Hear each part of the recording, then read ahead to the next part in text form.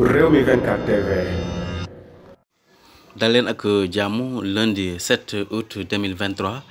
Juan Branco ginnaaw nag ba nga xamee ne arrêté nañ ko rek ba libéré ko ba pare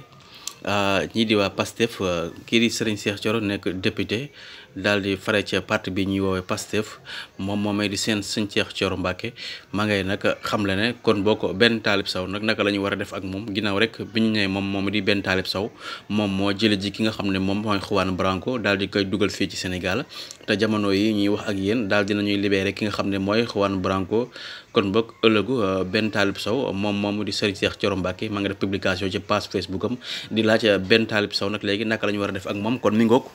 ki nga xam ne mooy Juan Branco daal di nañ koy libéré daal di nag te ki nga xam ne mooy benn Taalib Saw mi nga xam ne moom la ñu waxoon ne moom moo demoon rek daal di jële ji ki nga xam ne moom mooy Juan Branco indi ko foofa ci conférence bi nga xam ne avocat yi Ousmane Sonko yi ña ngi ko doon def kon bokk Serigne Cheikh Thioro Mbacké mii daal fële